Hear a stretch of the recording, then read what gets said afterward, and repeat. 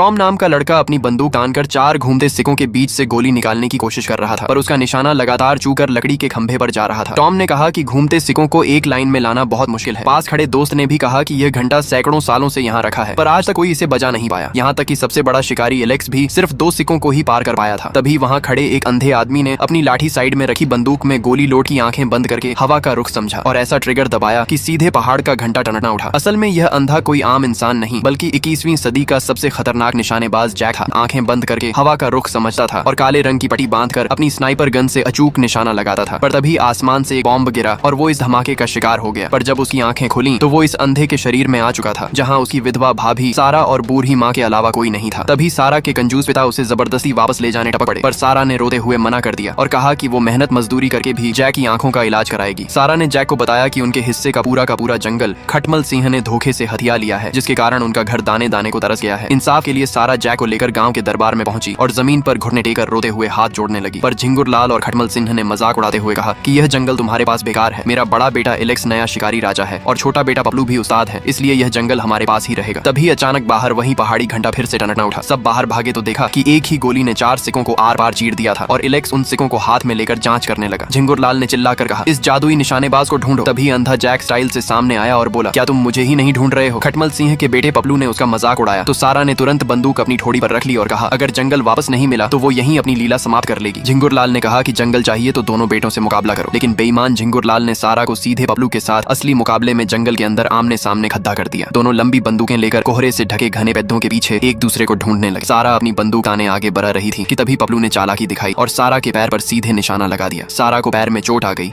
और उसकी बंदूक हाथ से छूटकर दूर जा गिरी। पपलू उसकी तरफ लात मारकर आगे बढ़ा और सारा असहाय होकर वहीं जमीन पर बैठ गई। अपनी भाभी को इस हालत में देख भागते हुए सीधे सारा के पास पहुंच गया। सारा ने रोते हुए उसे रोकने की कोशिश की, पर जैक ने जमीन से बंदूक उठा ली और पपलू के सामने आ गया। पपलू ने कहा, अंधे तू मुझसे लड़ेगा? तभी जैक ने कड़कती आवाज में बोला, मैं तुझसे मुकाबला करूंगा। अब अगले पार्ट में अंधा जैक पपलू का ऐसा हलवा बनाएगा कि झिंगुर लाल की सिटी पिटी गुम हो जाएगी। तो भाइयों, उस धमाकेदार पार्ट को मिस मत करना और चैनल को अभी दबाकर सब्सक्राइब कर लेना।